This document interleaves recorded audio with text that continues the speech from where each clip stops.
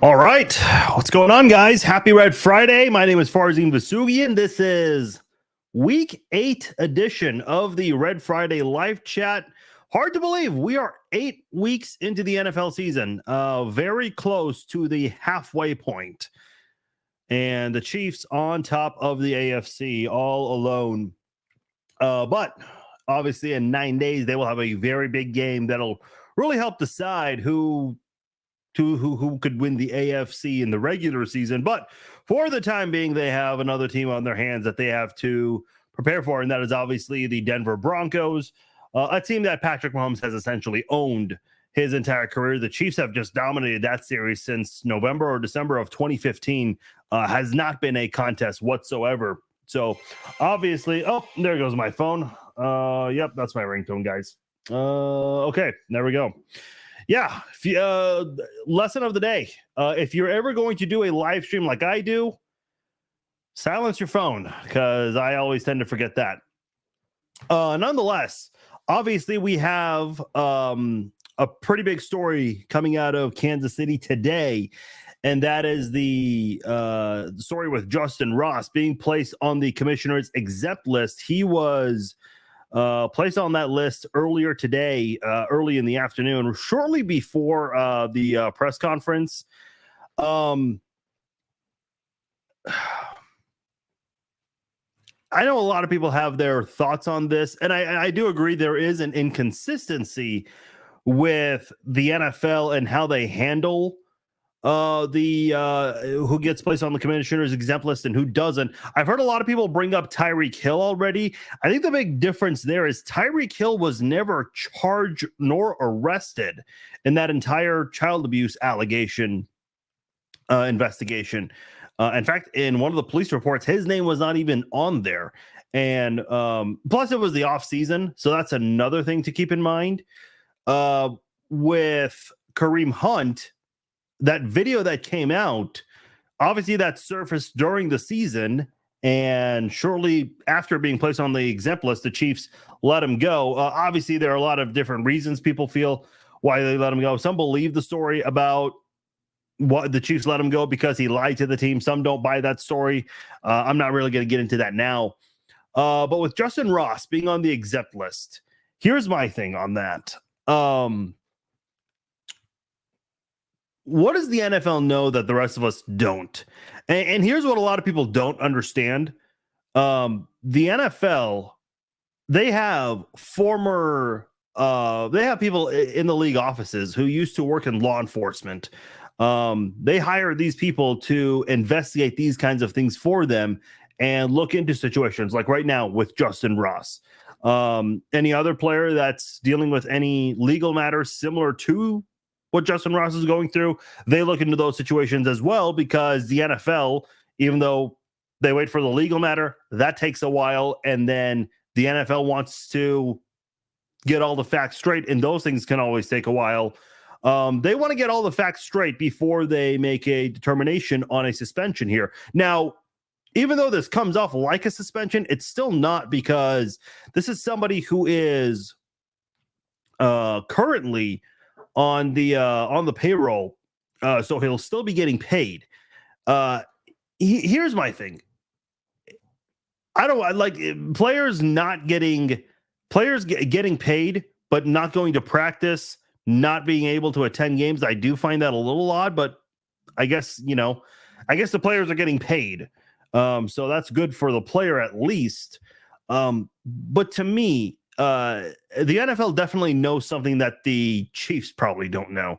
I know Andy Reid was very silent. Like, they asked him, hey, were you surprised about this? And he didn't really give an answer to that. So kind of makes me wonder that maybe there's some new information that's been gathered, and maybe the Chiefs, and Andy Reid said multiple times, hey, you just let the NFL kind of do its thing. Now, he didn't say that last year when the NFL handed surprise midseason suspensions to Willie Gay and Frank Clark. Now, their incidents were a lot different. And by the way, a lot of people have been asking about Willie Gay. How come he was not on the exempt list last year? I think my guess as to why Willie Gay, and it's actually a very valid question, and there does tend to be an inconsistency there, but the reason why Willie Gay was probably not on that list is because the whole vacuum incident. I don't think he was ever accused at any time at actually putting his hands on anybody. So I think that right there is probably why he was not on the exempt list. Again, that's my guess. I can see the inconsistency from that. And here's the other thing too, and I've criticized Roger Goodell so much on this. Roger Goodell, he requires everybody to speak on a consistent basis, but he does not do any media except for very special occasions. So such as Super Bowl week, the NFL draft, and then maybe like the season kickoff, like the week of. And then he may do like a sporadic interview here and there. He hardly ever speaks to the media, and if he on a consistent basis spoke to the media, man, you'd have a lot of answers to a lot of questions that people have about a lot of things. But he's not there to speak up on those things, like the Tyreek Hill situation. A lot of people were shocked that he was not suspended. Yet the national media did not want to address the actual facts that came out. They mentioned it, but they hardly made a big deal about that whole thing. They would hardly highlight that. They just stuck with the edited audio that came out, and no one even knew it was edited because the national media hardly put that thing together. Or excuse me, they hardly emphasized that. So to me, it's like there's a big inconsistency there, and Roger Goodell avoiding the media while he makes everyone else answer all these questions. Come on, man. Like, how can that sit right with you that you're going to make everyone answer questions for whatever on a consistent basis, but you're just, kind of in the back in those league offices with all the security there, and you do not want anything to do with the media, with the exception of some special occasions. Get out of here. Like, that shit makes no sense. However, outside of that, every single Chiefs player practiced except for Nick Bolton. So that's the good news. Justin Watson is back today. He actually, as a matter of fact, he's been declared ready to play. In fact, when you look at the Chiefs injury report, nobody else is on there outside of Nick Bolton. In terms of a game designation, that is. Mike Edwards, Jerick McKinnon, Justin Watson, and Harrison Butker were all on there, but they don't have a specified status for the game. Nick Bolton is out. He has not been placed on the on injured reserve, which I do find interesting, but Mike Edwards, who's been dealing with an elbow injury, as has Justin Watson, they've all been full participants all week. Jerick McKinnon dealt with a groin injury, did not practice yesterday, but returned to practice today.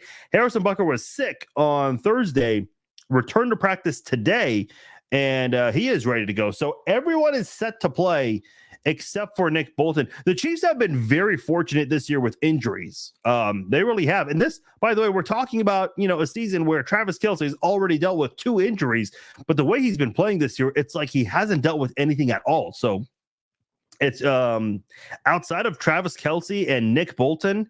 I mean, those are 2 big players, don't get me wrong. But Travis Kelce's injuries were all minor.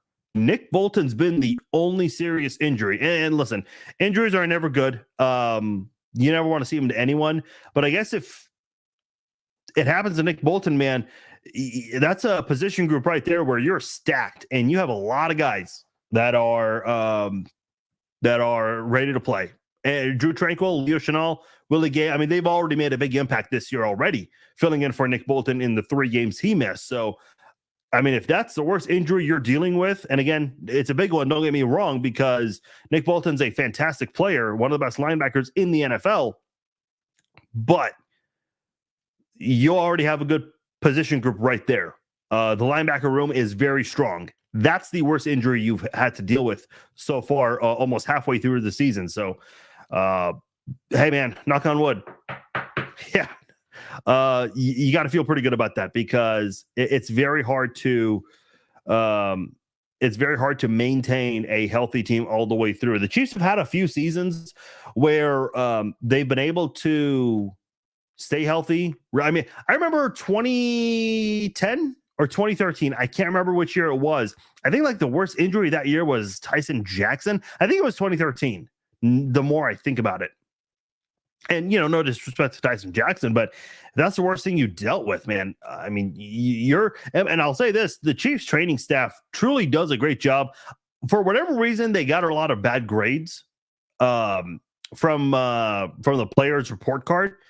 A lot of it had to do with Rick Burkholder, which a lot of people were surprised by that. But man, Rick always gets praised by anyone and everyone in that building.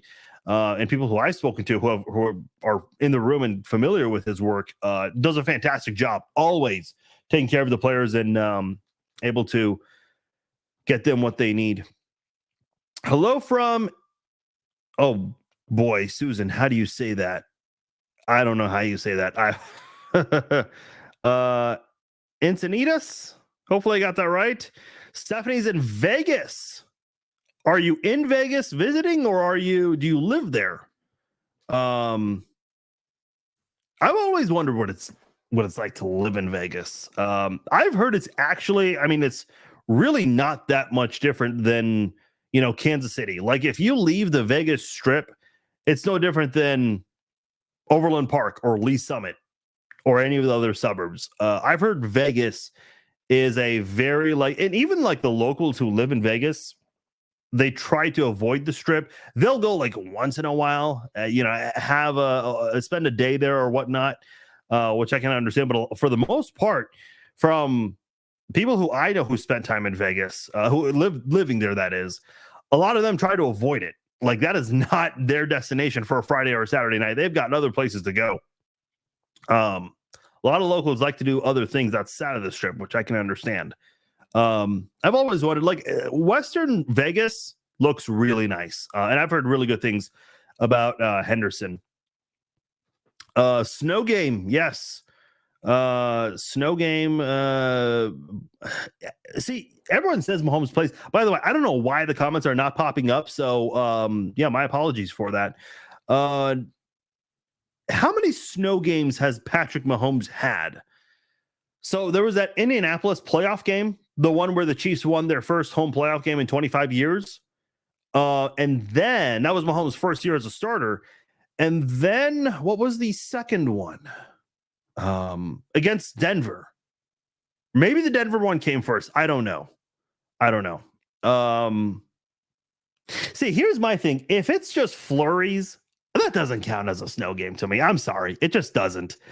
To me, if it's a snow, remember that Philadelphia Eagles game where LaShawn McCoy just went off several years ago? That's a snow game. The one where you can barely see shit.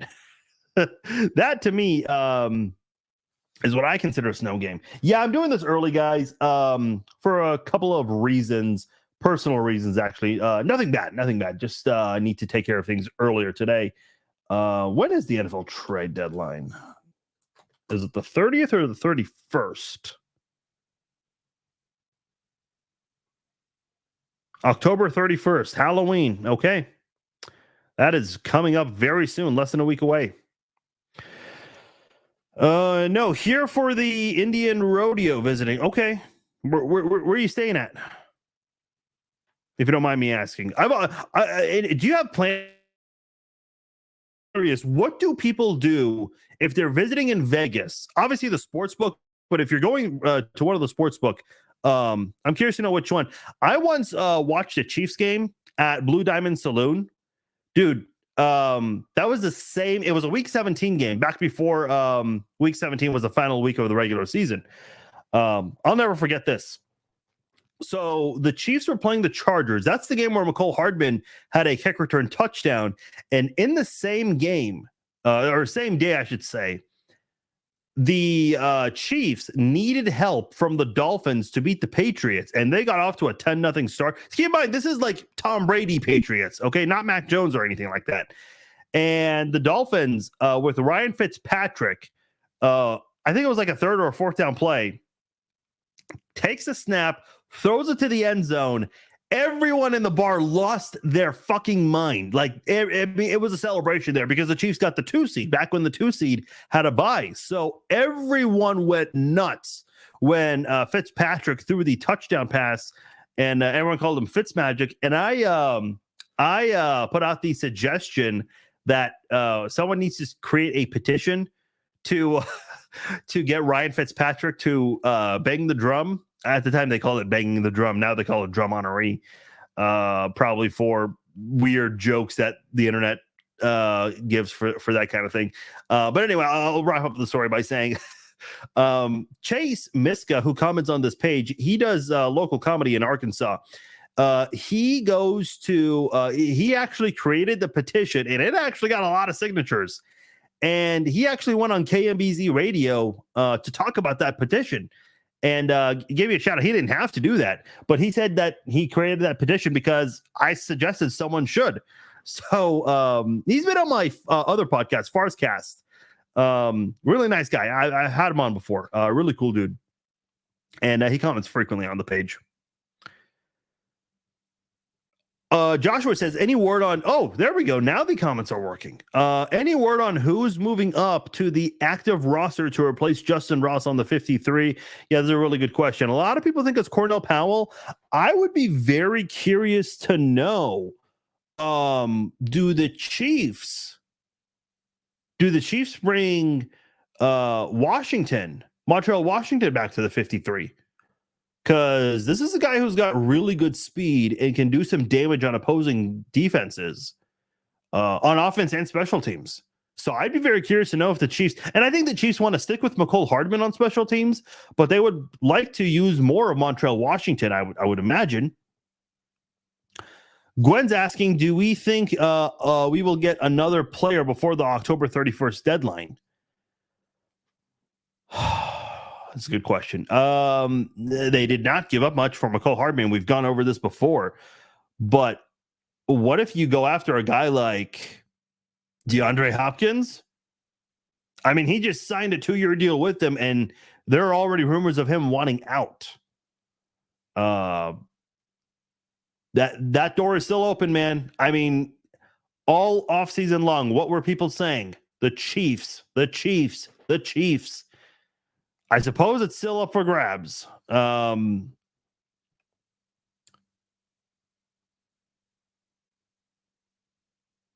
I think I read that comment already. There was a game in Washington too. Oh, yeah, you're right. That was the 2013 game. I remember that one because the Chiefs blew out the Redskins, now Commanders, because there was a funny image, like a screen cap CBS got, like a wide shot of the stadium. At halftime, there was nobody in the stands. Nobody was at the game. And I think Dexter McCluster got a punt return touchdown in that game. And I think that's also the one that snapped the 3-game losing streak after the 9-0 start. Man, that season was 10 years ago, man. 10 years ago, Andy Reid coached his first season with the Chiefs. I'll tell you what, man, looking back at that 2013 season, that was really special. I remember being a senior in high school, dude. I mean, everyone was just all in on the Chiefs. And I still remember the media coverage, just how crazy it was. The Chiefs going from that 2-14 team to a 9-0 team. In fact, after their 9-0 start, I think a year to the exact date, they just like got destroyed by the Chargers on Thursday Night Football. I mean, the futility with that team the year before, man. Holy shit. Yeah, Vicky, I mean, this is kind of a similar question to what Gwen was asking. I think what's going to happen is the Chiefs will let this game play out on Sunday, because this is a defense that held your wide receivers in check. They were open at times, but Mahomes chose not to go to them. So can the Chiefs offense move the ball better this time around, especially with their receivers against the same team they just played with, 17, 18 days ago? I'd be very curious to see that. Stephanie says the grand view across from South Point Casino. I've got to be honest, I don't know. Okay, I have to Google this, because when someone mentions something Vegas related, and if I don't know where it is, I'm always looking it up. I'm very familiar with the Strip. Come on, give me a map here, Google. I'm very familiar with the Vegas Strip, about 90% of it. There are some spots I don't know much about. Oh, this is not too far from the Vegas Strip. Oh, it's right on the Vegas Strip. Where is this?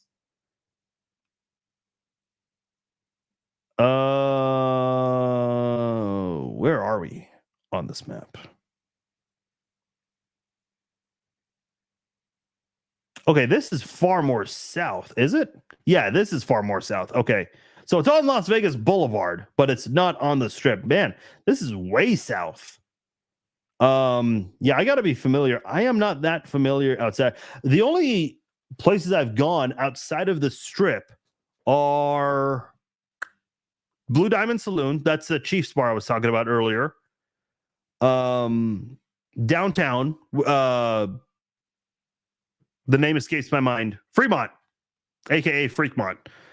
Outside of that, there was like one area south of the strip, not too terribly far south that I went to, but that's it. I can't say I'm very familiar with the Vegas, the city outside of the strip. So I do think it's cool to kind of explore the city. I just never get around to doing that kind of thing when I go to Vegas. And here's a big thing too. It's like when you go outside the strip, first of all, like if you're constantly going outside the strip, then yeah, you need a cab. But if you're not, there's no reason to get a cab when you're in Vegas. There's a rent a car. No reason to rent a car when you're in Vegas. So my biggest fear is when you leave the strip, how the hell do you get a cab? Even for certain spots like Area 51, I think is what they call it, or Area 15, whatever it's called. Yeah, way off the strip, you're saying. I'm not sure. Yeah, I kind of tend to hesitate exploring because there's a store called Las Vegas Fight Shop. They used to be on the strip. They've got a lot of great, like, think of like your favorite place to get Chiefs memorabilia. The Las Vegas Fight Shop is the spot for MMA fans or WWE boxing fans. But unfortunately, they've left the strip and they're like south of the strip in a some mall. So I've wanted to visit that because a lot of fighters go there for signings. I actually met Chuck Liddell there once. But hey, I can understand them leaving. I mean, that like whatever you're paying for when it comes to rent in a mall outside the strip is probably a lot less than what's at the strip. Evans or Thielen would be awesome. Mike Evans, a couple of weeks ago, I said no. But now, the Bucs are not looking good. They've lost, 3 in a row? On the podcast, I talked about last night's game, and I said that is the game I'm really keeping an eye on to see because the Bucs looked really good to start the season. I think they were 3-1. Now they're 3-4. Let me double check that before I move on because I want to get that straight because, in terms of, yeah, that is correct. They started 3-1 and they've lost 3 in a row. So yeah, Mike Evans, man. I mean, is that where you want to stay? Perhaps maybe there is a shot at getting him. Right now, they're second in the NFC South. Atlanta's not too far. It's not like that division is a runaway division, kind of like how the AFC West is for the Chiefs. But I suppose Evans could still demand some sort of a trade to a better team. Bungles or 49ers? I mean, I know the 49ers. Did they say anything about Brock Purdy yet? I have not paid attention to the news much today.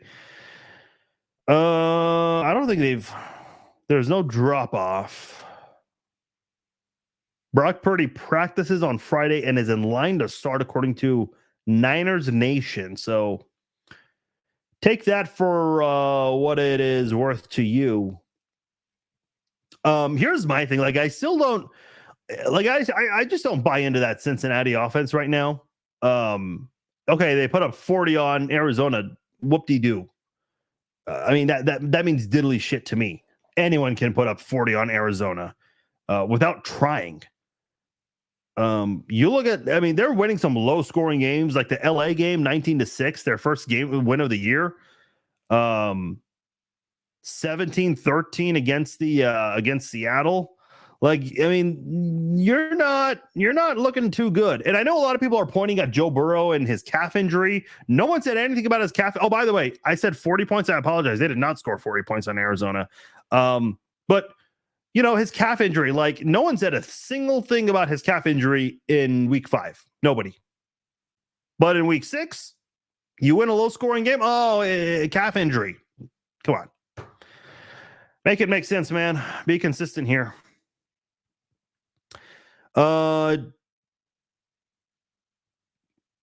Do you think the Chiefs go after a wide receiver? Yeah, someone else asked that earlier as well, Ben. I don't know. I think Mike Evans is a candidate. I don't know who else you would go after, though. Justin Jefferson would have been a great player. I suppose maybe you could still trade for him and try to prepare him while he's recovering from injury. Is that a possibility? Or can you not trade IR players? I don't know if you can. I don't know. Yeah, I hope he goes. I mean, he had a really great showing. I know it was just one play, but still, that one play, I think everyone needed to see that from him. And people made a big deal about that. And by the way, didn't that big return help you eventually score with Isaiah Pacheco? Yeah, absolutely did. So, yeah, I'm hoping he can do more in this game against the Broncos. Yeah, absolutely, Stephanie. Do check it out if you decide to change your plans. I would say go a little early. It's not a very big bar. They've got some pizza that you can order. It's not like the most exciting pizza in the world, but I think, if you're going to go there, it's not for the food or anything. I don't think they have any spectacular drinks there on their menu either. I mean, it's just your normal set of drinks you see at any bar. But it's really just for the atmosphere. There are a lot of Chiefs fans who live there, and that is like their go-to spot for games. So definitely go there, because that is definitely worth visiting if you get a chance. Yeah, Blue Diamond Saloon is what it's called. Bungles organization should have spent that money on that O-line. Well, they did, right? According to Bengals fans, they upgraded that position. Oh boy, it's funny. Like, Bengals fans are all over the Chiefs. Have you seen that meme where the guy's like looking in with a microscope? That's what Bengals fans do with the Chiefs. Okay, and whenever they talk about their own team, the whole situation, like, okay, they're happy with paying Joe Burrow and Orlando Brown. Well, how's that working out for you right now? Not very good. I mean, come on. What does this offense accomplish other than scoring 34 on Arizona? And it wasn't like, the greatest performance ever either. I know they won by 2 scores, but we're talking about Arizona here. Come on. The offense has not done anything impressive. And that division right there, I mean, that's a killer. It is. But anyway, my point is, Bengals fans so focused on the Chiefs. Every year, you hear about the division and how it's going to be better. And Bengals fans constantly mention that the Chiefs have a hard schedule. And then during the season, they're like, oh, well, the Chiefs have an easy schedule and an easy division. What you just, like 5 weeks ago, you said this is going to be a tough year for the Chiefs with the schedule of the division. Now you're saying the opposite. It's funny how that works, man. It's really funny how that works. Yeah, that offensive line. By the way, here's the other thing, too. They talk about how they had 3 backup offensive linemen in the AFC Championship game. They weren't saying that in the it's a lot like the Eagles fans who complained about the turf, and even some of the players. They were complaining about the turf when they were up at halftime 24-10. But yeah, man, I mean, people lose and they start bitching. This is why, I've criticized referees before, but go through my social media. How many times have you seen me blame the game on or weather or circumstances outside of like the players? You'll never see me do that kind of thing. It's just a sore loser's mentality. I'm sorry. It just is. Like, look at the Tennessee playoff loss where the Chiefs blew an 18-3 lead, or whatever it was, 21-3, whatever it was. People lashed out at me because I refused to criticize the refs, and I said the refs were the reason. Yeah, the refs did cost you, 3 points there, but that's not why you lost the game. You lost the game because your offense just disappeared in the second half, and that's a huge reason why they drafted Patrick Mahomes that year already. But anyway, we don't need to go over that too much. Yeah, no, I appreciate you trusting me. Yeah, Blue Diamond Saloon is a good place to go to. I would definitely have a few phone numbers from different cab services ready because it is. I mean, I don't know what your driving situation is if you rent a car or what, but yeah, definitely have a backup plan if you don't have if you're not renting a car, Uber or whatever. Yeah, you mentioned Uber earlier, so I think you're good there. If you don't go to Blue Diamond Saloon, I don't know what your hotel sportsbook is like. I'd be very curious to see what a lot of the sportsbooks look like outside of Vegas. But in Vegas, or on the Strip, I should say, I know this is far up north to where you are, but it is worth a visit. The Circa Sportsbook, that is huge. I mean, they hit a home run with that sports book. It is awesome. I know the Venetian has a new sports book. My brother has seen it. I have not. I'm very excited to check it out. I definitely want to see it. I think that they were using tables that they used from like the 80s or 90s. Sorry. Where else on the Strip? My brother says Caesar's Sportsbook is really good, but I think I've seen it, but I just don't recall it being that great. But a lot of people online like it. Do not go to MGM Grand. They have like the worst sportsbook ever.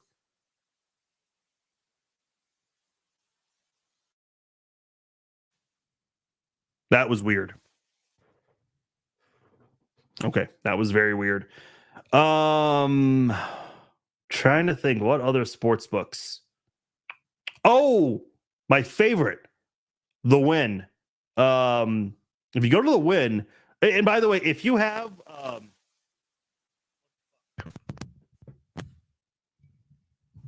can you guys hear me? Westgate is good. Yeah, okay. I don't know why that's happening. Probably need to wrap this up soon.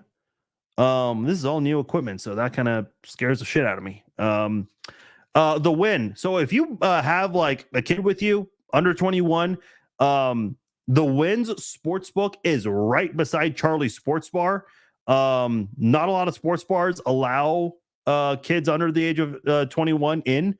So if you have someone who's under 21 with you, that is a good place. That is definitely, I love it because you have the sports bar and then right next to the sports bar is the sports book. So it's like one massive sports book all together, like mixed in with the sports bar. It's a lot. It's a really cool place to go to. Gwen's asking what I'm going to do a speed run, guys. Since obviously we got some tech issues here. What happened to the legal issues with Davante Adams? That was dropped in June. Money talks.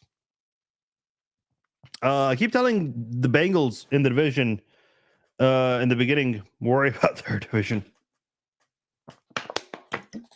It's funny. There's a clown who constantly, like, anytime I post anything about the Bengals, they're like, worry about your team, whoever they're playing with.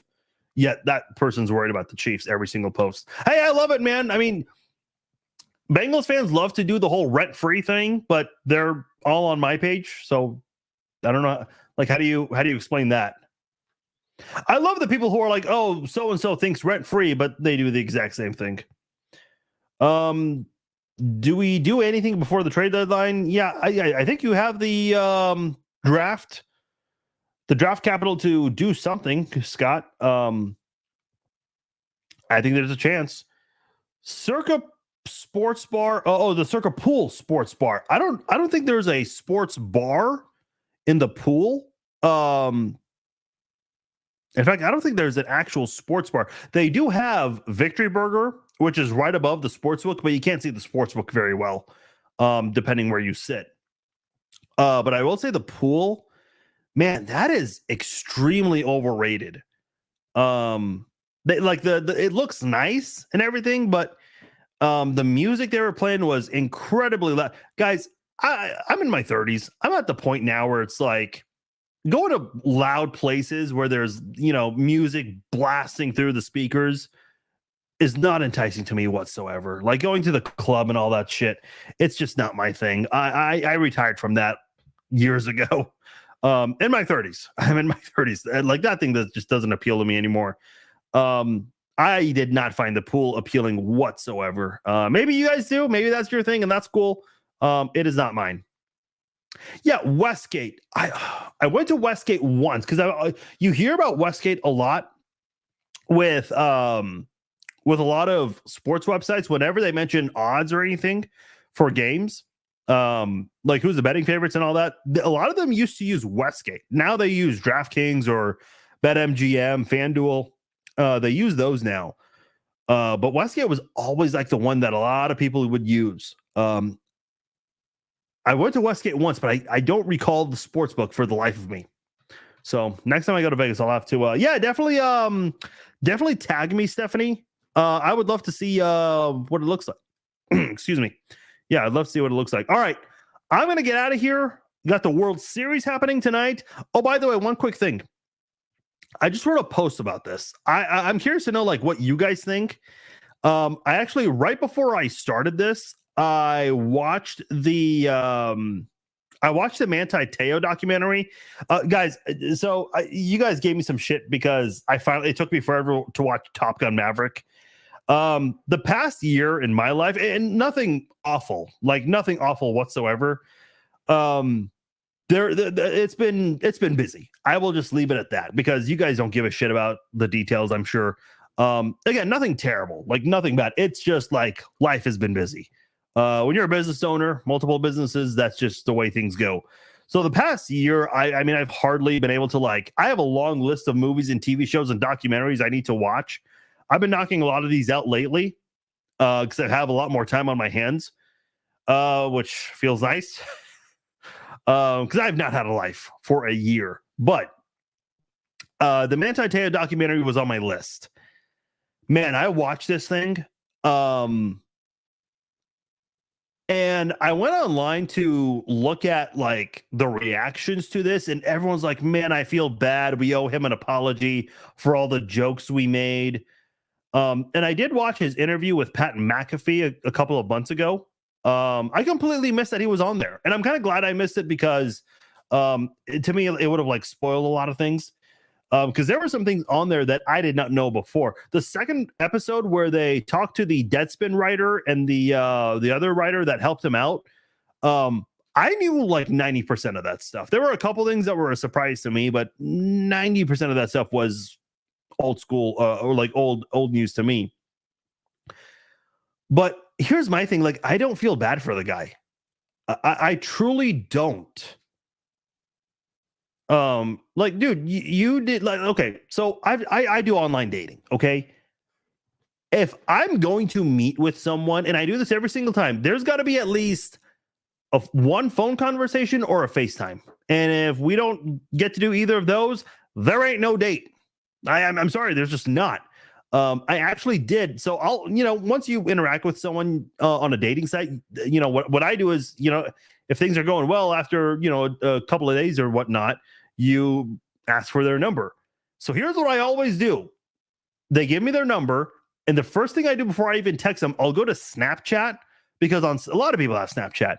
You can see their avatar. There was one time where it was the Snapchat avatar was a guy. This is a woman who, or at least who I thought was a woman. She was posing as a Mexican woman. And I see the avatar and it's a black guy. It's like, yeah, I don't know about this. So I just ended up not texting that person. But this was like a relationship going on for years. I mean, how do you not verify? How do you not do FaceTime or a Skype video interaction? Like, how do you not? You fell in love with this person? I don't know, man. I don't feel bad. I really don't. I'm sorry. Like, call me an asshole. I can't feel bad for the guy.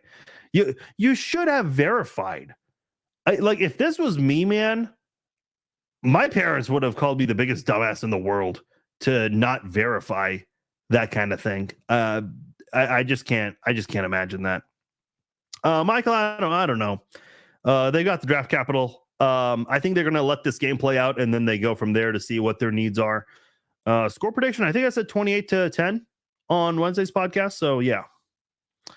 Marco says she looked like Janet Jackson came out of the car looking like Tito Jackson. Oh, geez. Yeah,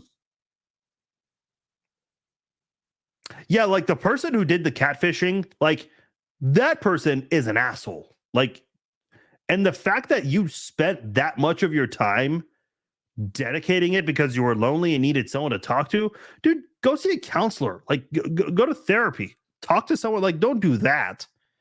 But again, like Manti Te'o has no one to blame but himself. It sucks because that entire thing impacted his football career because he talked about how extremely nervous he got in the preseason game for the Chargers, and he just could not recover from that. So he seems like he's in a better place now. I think he's married now, so good for him, man. But come on, man, you got to verify that shit.